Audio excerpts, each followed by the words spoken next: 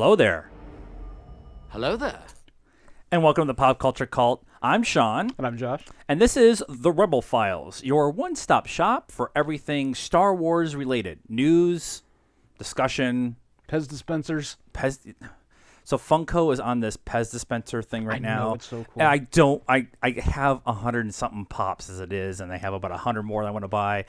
I can't get into the Pez dispenser. No, it's like a whole. That's the Beanie Baby of our generation right there. Let's just be honest about it. You know, they don't drink water. I know. We were at Zia Records. We're on a complete tangent starting off. We're at Zia Records last weekend, and the Zia near our house has a ton of pops. It's always a trap every time I go in there. And they have a case of like their high-end pops, and they have Spike from Buffy in the case. Oh. And so I looked, and it says $60. And I came home, and I looked on the shelf, and I have the same one. So I have some money in my pops. Which is good. Yeah. I've got Barb and 11 and the Upside Down.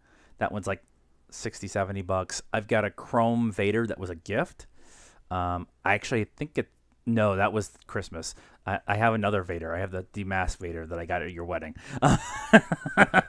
Remember, kids, if you ever get married, give vinyl pops away. Give pops. Yeah. So I might just start a Pops podcast at some point in time. I listen to their podcast all the time. So anyways, hi, welcome to the Star Wars show where we talk about Funko Pops. Semi-related. We have a couple of news stories that we're going to get into this week, and then we're going to have a whole conversation later in a separate video about episode 9 and some things that may have come out, and I'm having questions. And we would also like to thank everybody for their patience on the Star Wars stuff. We had our big war, our big non-Star Wars event, our other hobby. We had a really good time in the mud. And we've recorded last week, and everything was great. It was a really good show. It was about 30 minutes, and then I went to go edit it, and it was gone. That's right, kids, because Star Wars nerds don't know technology. I may have posted on my personal Facebook page a couple weeks ago, in the ongoing game of technology versus Sean, technology is up 1.6,432,000.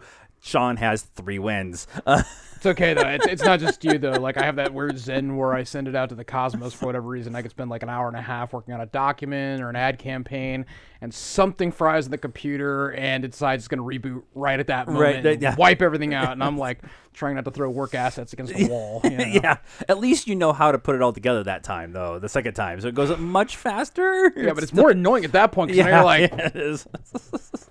I had it all done. Let's talk about Celebration. Now, we've talked about Celebration on and off over the last few weeks. Yep. And partly the reason we talked about it is because it's just a big, huge 5-day event, big news week. It's a big thing in the Star Wars universe. And we can't go. Unless you have passes. We would really like to go because there's 1,000,001 things going on around the con that I actually... Force Center announced... yesterday on their it was posted this morning. They are doing a live podcast from a brewery. Steel Wars posted that they are doing their live. They're actually doing a full-on panel, like at a bar. So it's like 7 or 8 people. They're gonna have it floating through. Yep. There's a whole day just of podcasts. In the convention center itself. So like I know Collider's doing one. I know Coffee with Kenobi's doing one. I know Star Wars Explained is doing one. So there's a bunch of different people. I think Hello Greedo is going, but I don't know if he's doing a podcast thing or whatever. But there's a ton of stuff going on there, and then there's like the Schmodown's going on, and like so I'm like, I just want to go. We're going to San Diego instead. I'm tied up. I literally am locked in. I can't go to anything. So one of the things that came out before last week's episode, the Lost episode, Riz Ahmed and Paul Bettany are both going to come to Celebration. Now, Riz Ahmed kind of is cool that he's coming. Part of Rogue One. I'm sure there might be some discussion of him being in the Cassian Andor series and stuff like that, which I think is cool. Paul Bettany, though, he doesn't do a ton of cons. He does do some stuff. He's done Ace a couple of times, and I think there was another one he did, like Heroes and Villains in like New York City or something like that. But him coming is kind of cool that he's in the Marvel universe too. So it's he's in Marvel. He's in Star Wars. I mean, for us, he was in Knight's Tale.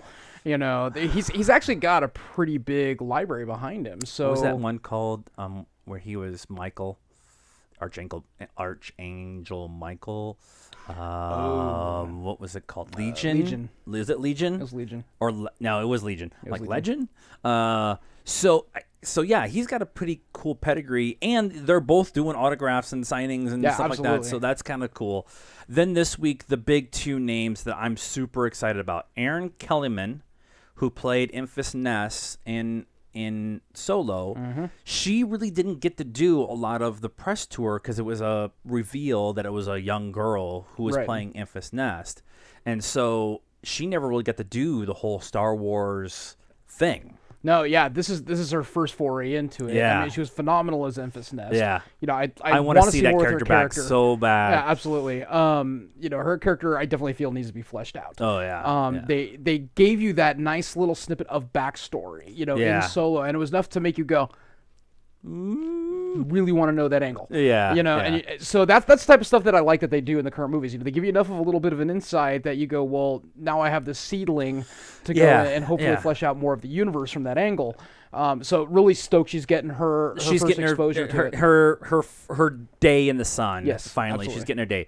The other one that I actually want to spend more time talking about is Ahmed Best is coming, who played Jar Jar. Poor guy. There's a video, and I've actually watched it, of him talking about his depression and thoughts of suicide that he went through after playing Jar Jar and all the stuff that came out. This was pre-internet age for this prequels and stuff, and all the backlash that came out for his portrayal. And he's really the first first real mocap actor. Pre Andy Serkis, pre Nolan North, pre all Alan Tudyk, those people. He was really the first one, and he got flamed for this character that George Lucas wrote to bring young kids in. Yep. And he's getting his day in the sun. He's doing an autograph signing. He's doing photos, and they're doing the 20th anniversary panel. If he doesn't come out to a standing ovation, everybody needs to get the fuck out. Right, I completely agree with you on it. And I mean, that's the thing. You know, flashback kids to the long ago year of 1997, 98, when they were actually filming the prequels. Right. You know, and when it was first when Phantom Menace was actually still in production. And you're right, they weren't doing a whole lot of mocap at that point. It had been done, but he was doing it for a major property. Yeah. And you know the backlash that came out after was, it's Jar Jar. So naturally they blame the actor who's behind it. Now look, Ahmed Best is a phenomenal actor. He's a funny dude. He's got a kind soul. He's awesome. Yeah, he's a great guy. Don't blame the actor for the role that was written. Yeah. That's like blaming Warwick Davis for being an Ewok. Right. And everybody loves Warwick, and they love the Ewoks. You know, so but Lucas had created the Ewoks to kind of soften it up a little bit, namely for his kids at the time. Right. So it's gonna happen, kids. Look. It's not your story as much as we want it to be our story, you know? So, you know, and I still this way. I want Ahmed Best to be Jar Jar Binks, Sith Lord. Yeah. I still love that theory. I love that angle. I love that angle. Sense. Yes, it totally does. He's a really, really awesome guy, dude. And you know what? The character was funny. The character was annoying in parts, especially as it got deeper in, and you were like, how can a character be this stupid? But for the most part, the character was humorous. Right. I'm not advocating Jar Jar Binks because I think it was a little weird of a character, but I laughed. Right. I laughed in the theater. I thought it was funny. I thought the Gungans were a great race to play with. It's a great addition to everything else that was going on. You know, and Ahmed Best is a phenomenal actor. So to all you armchair cowboys out there, do better. Yeah. I have said this before, and I will continue to say it. I think I like Jar Jar. Do I think it was done correctly and done right and all that stuff? No, but his journey of being the clumsy, naive, young character, and then building himself up and being the other representative for Naboo, and like coming of age, like his coming of age story is super important. Now, in the Aftermath series, they have this really kind of sweet scene. It's not part of the main storyline. It's these outliner stories within the and it's a story that Chuck Wendig put in about Jar Jar helping orphan children coming to Naboo, and he was kind of like the clown to make the kids happy because there's a lot of stress, and that was later in his life and stuff like that. Yeah. And I thought it was a really good fitting story for Jar Jar. And then Ahmed actually read that part on a podcast. I think it was on Steel Wars. It might have been. I might be wrong there, but it's a really touching story. I just always thought that all of our Star Wars stories is about the coming of age of some character or multiple characters, and coming from nothing and building themselves up to be powerful, important, integral parts of the world, the universe, the galaxy, however you want to look at it. And Jar Jar was one of those. Now, the way he speaks, we could talk about the racist thing and stuff. I don't think George was specifically trying to be racist or anything. No. He was looking for a bumbling idiot who would make kids laugh. Yep. And I think we got that. And if you look at the kids who their first Star Wars movie was Phantom Menace, they're now young adults in their early to mid-20s. They love that part of Star Wars. They love that idea of this bumbling idiot who works his way up into an important part of the galaxy. And so for us of our generation, we had a whiny little kid who didn't want to go to he's going to Tussie Station to get power converters, and he didn't want to do. And he was a whiny little bitch, and he becomes the most powerful Jedi ever. Yep. And so, like, I think a lot of fans get lost in that it's not my Star Wars. Jar Jar is part of that story, and I just feel that the backlash that was against Ahmed is just it's stupid. It's the same thing that happened with Rose,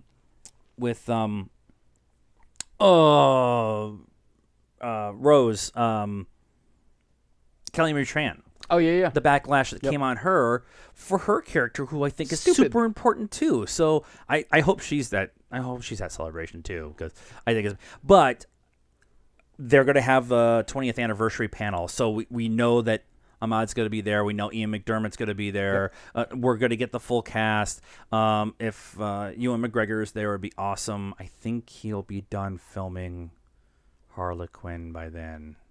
I know they're already filming, so yeah. Yeah, and I know we've talked about it, and I don't know if Jake Lloyd will make an appearance. I think it would be awesome with all of Jake Lloyd's the troubles he's gone through. For much the same reasons. Right, for much of those same reasons, to actually be present. I think it would be phenomenal. He was such an integral part of Phantom Menace. You couldn't help but root for the kid. You knew who he was going to become, right? But you loved him. And this is pod racing, right? But you loved him as a character, and it kind of helped build the tragedy of the character. I'm having thoughts in the back of my head about with shirts that say "This is pod racing" or something. Yeah. Go ahead.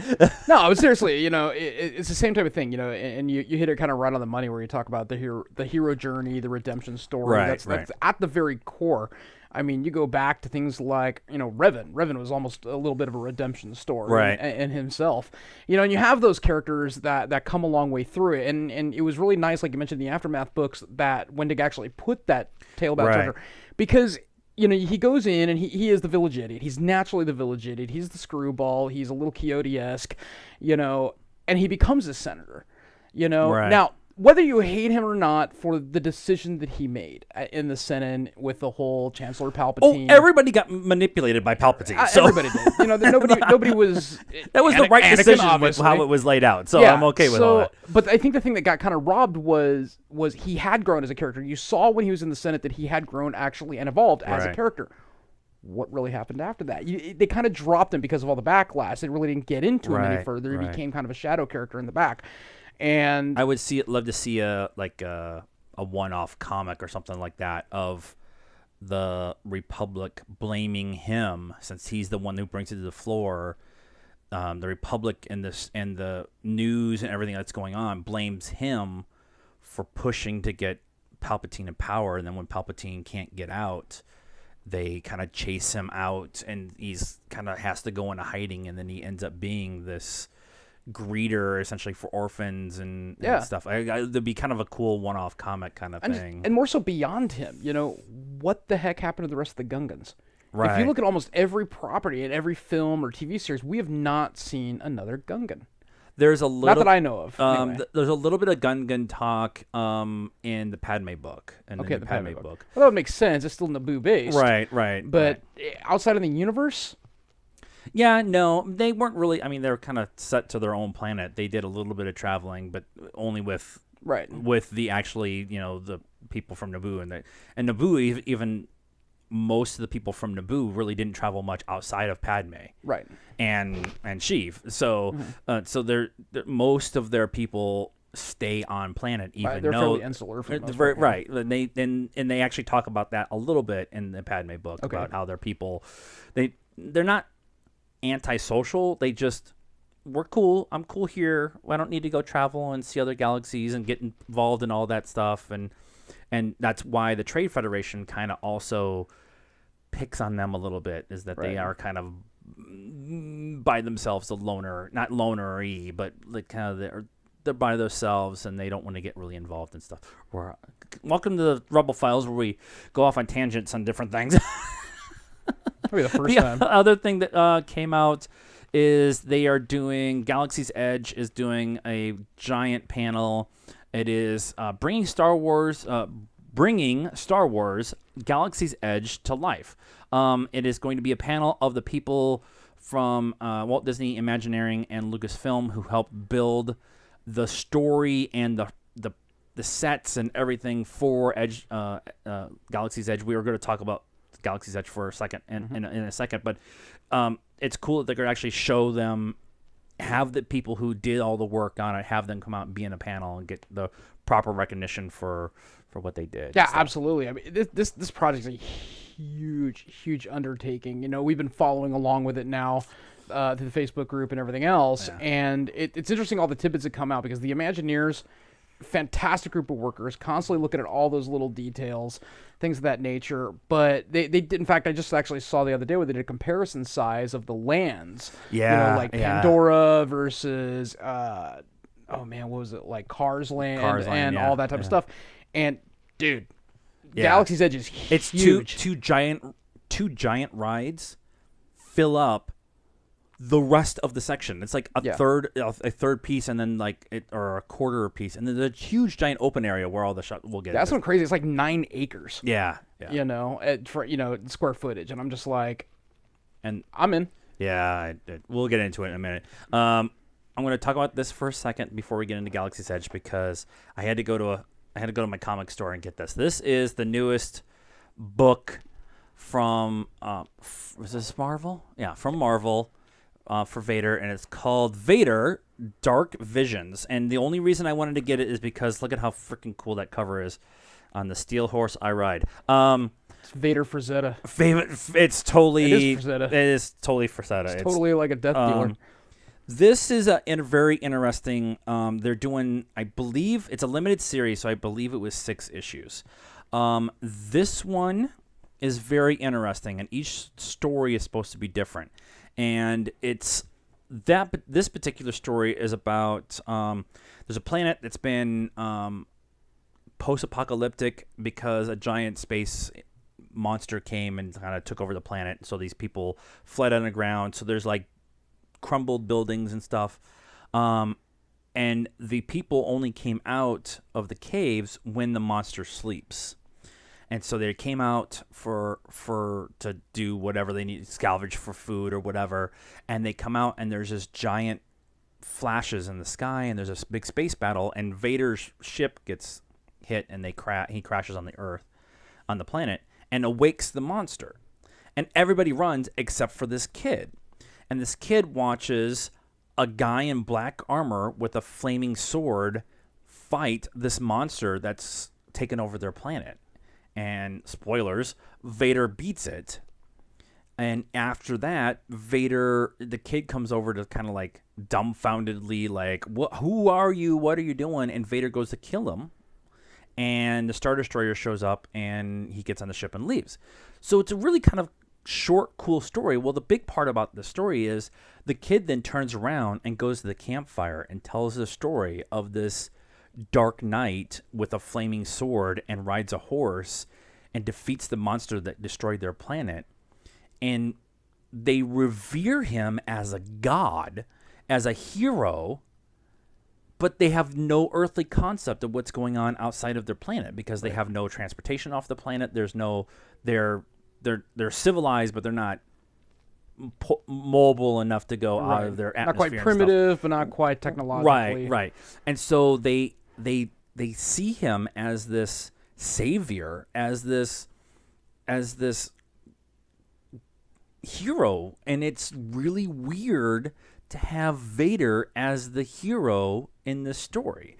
And it's this very much feels like the Legends of Luke Skywalker, where you get the legends of the second-hand, third-hand stories of Luke as they're told by other people. And so there's things in that book where it's all about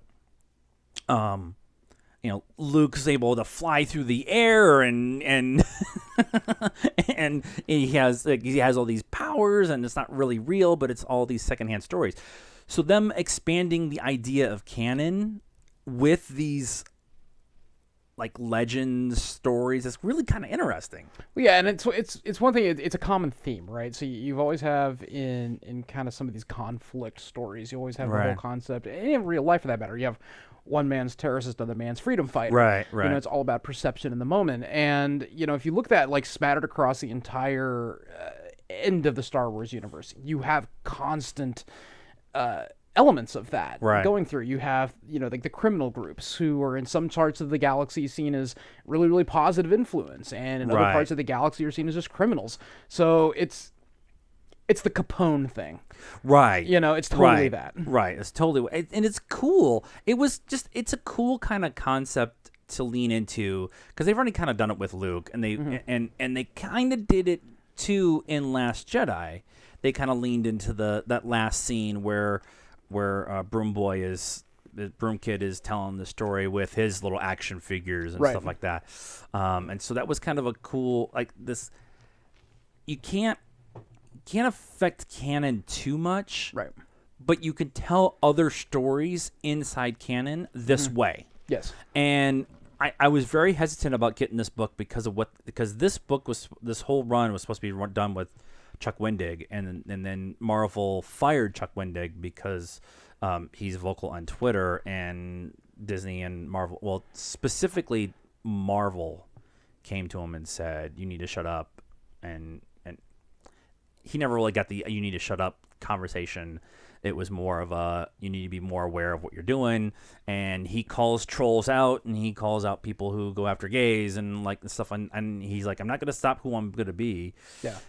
So this was going to be his series, and somebody else picked it up, and they did some tweaking, and the art looks really cool. And so I was really hesitant. But for 6 issues, I think I might just do the whole run. And I'd do the run. I have a complete set. I have all of the Thrawns, but Thrawn 1, and so I need to. It's why I don't collect as many comics as I used to anymore, because for most people who know me, like back in the day, I had long boxes and boxes of figures. I just bought my long box down there. Yeah, and I got it because I couldn't pick up just issues I was interested in. I had to have the run. I had to have beginning to end, and my comic book bill got very expensive at the end of the day. I've been doing because I want the whole story.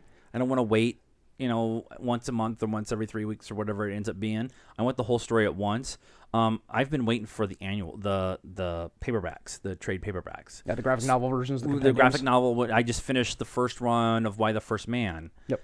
Because of that, and I did The Boys, and I did Saga, and I instead of going and trying to find each of the individual ones, I want that one thing. Now the problem with these these short series is that you can't really do that. They don't really do that. They'll do the big series. The Star Wars main story is really cool. I have the first 13 issues of that. They're on like, what were they at? 58 or 60 or something like that when I was at the comic at Samurai Comics. Samurai Comics is awesome. Mesa, Arizona. We'll love to do a show there if you guys are listening. Just saying. But that's such a continuous run. It's really cool. Yeah. And I really like that. I really want to do Afra, but I want to wait till all of Afra is done. Yeah. The same with Poe. I want to do the Poe series, but I'm going to wait. The Vader main series, I read the first run of that. So freaking good. Oh, it's so good. All right, let's get into Galaxy's Edge a little bit here. This is going to be a Cliff Notes version of the Lost episode that we had last week. The abridged. The Cliff Notes version. Short and condensed. Like we're going to be short and condensed. 2 rides. One is Millennium Falcon Smuggler's Run. You get to ride in, 6 of you, pilot, co-pilot, gunners. It's going to be cool. It's going to be super cool. Awesome. You walk in, and Hondo is going to be like the smuggler trying to tell you what your mission is. Yep. It's animatronic. Brand Hondo. new A1000 series animatronic. It's been all over the internet. I'm not going to go. I'll see if I can find it. Go to StarWars.com. Read the feature on it about the history of the animatronics, and go see the clip of Hondo. It's going to blow your mind. It's awesome. It's pretty awesome. It's to take a cartoon character. This is what I said last week. To take a cartoon character and make him real. Yeah. In animatronics is so cool. The other big ride is going to be Rise of the Resistance. This is the one I am waiting for. I'm really stoked, and it's not going to be open on opening day. Right. Well, we'll get into opening day here in a minute. Rise of the Resistance is going to be interesting because it's a fully immersive. Like you're in the cart and you're going under AT-ATs and you're actually in the First Order ship and you're doing a whole thing. It's an introduction from Poe Dameron. It's actually Oscar Isaac doing it. You're going to see Chewie and Rey and Kylo and all of them. It's supposed to be like a 20-minute ride. Yeah. So that's going to be pretty bitchin'. That one's not going to be open for a while. Now, the dates for the soft openings... Disneyland soft opening is May 31st. All we're getting is Millennium Falcon. We're getting Smuggler's Run. You get Smuggler's Run and maybe a couple of and shops. The park.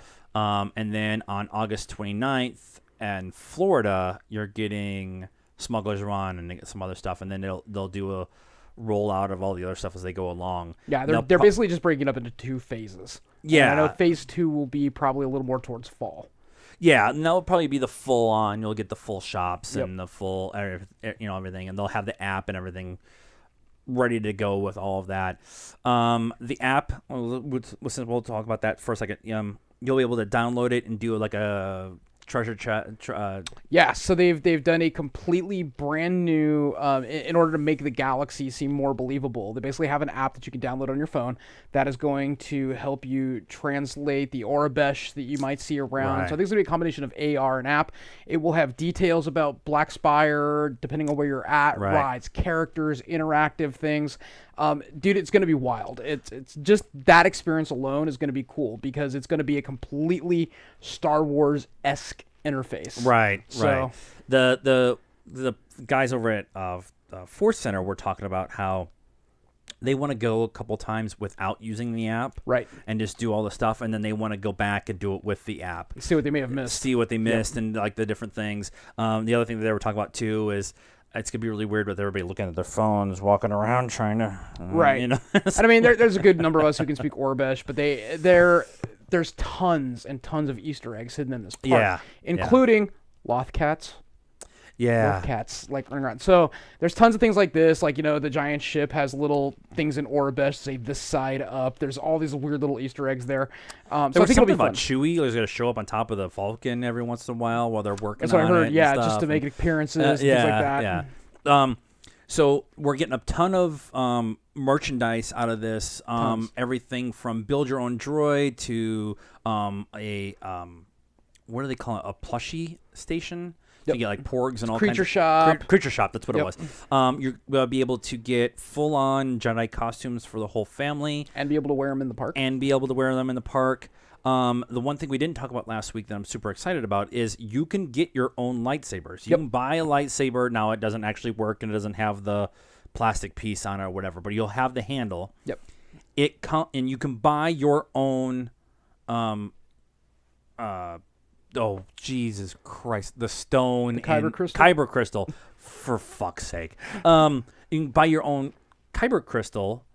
And then you can take that Kyber crystal out of your lightsaber and put it in your holocron. Yeah. So they're taking the build a saber thing and they're kind of bringing it to more of the I don't want to quite equate it to the Force effects styles. Right.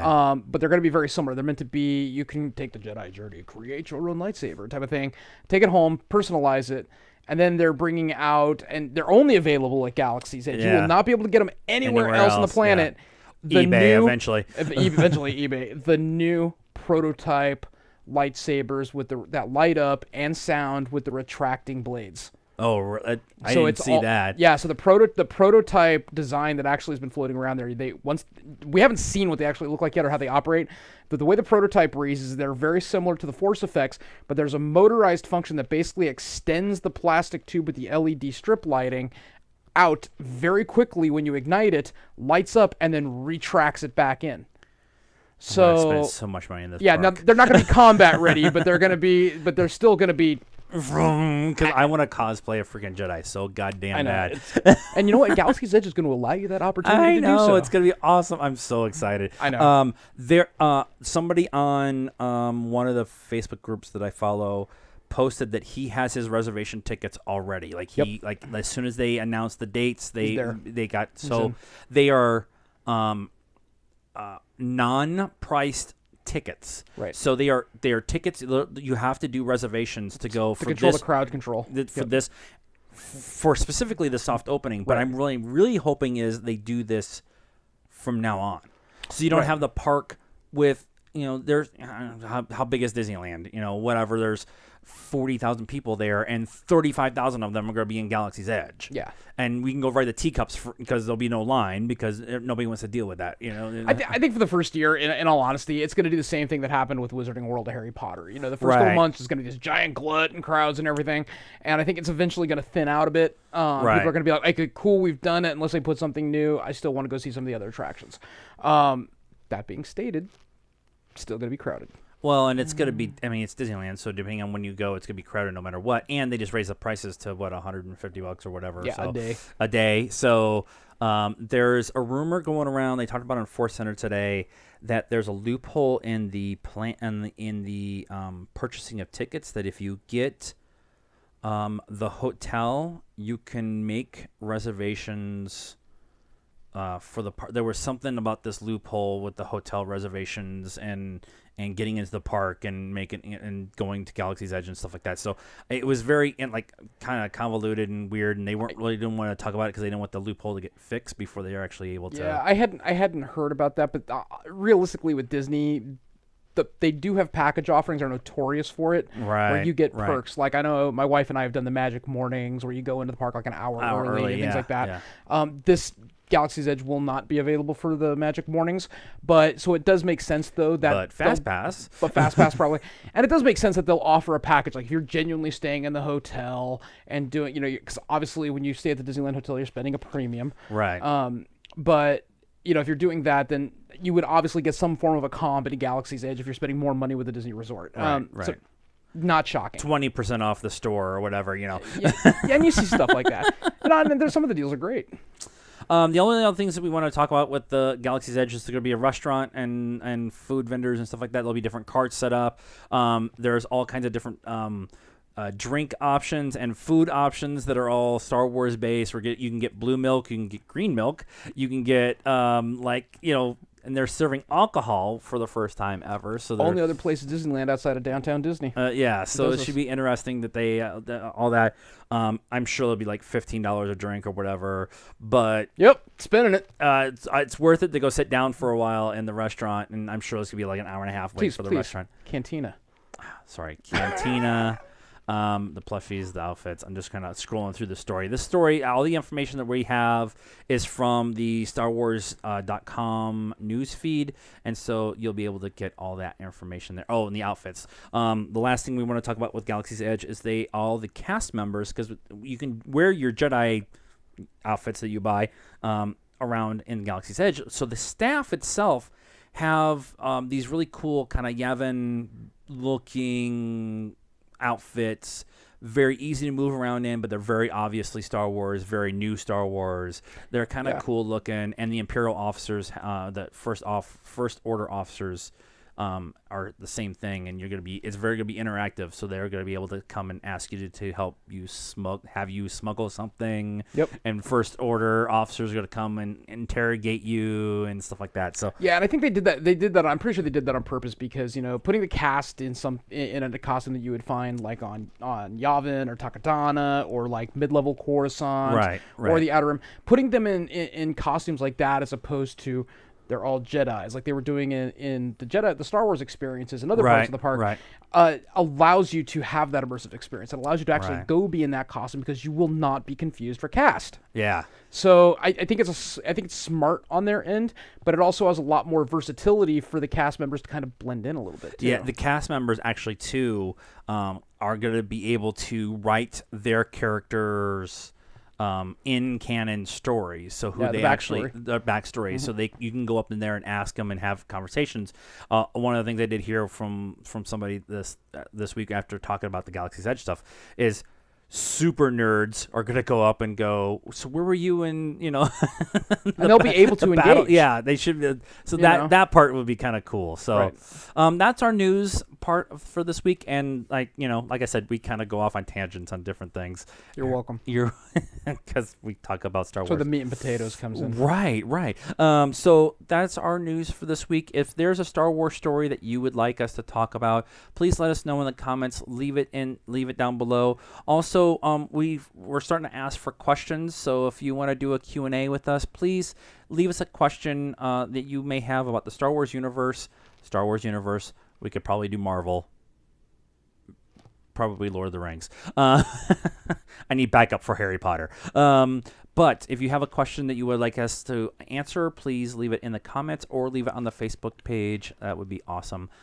Please help us out by subscribing to the channel and liking the video. Help us out on Patreon and follow us on all of our social media stuff, and that's all down here.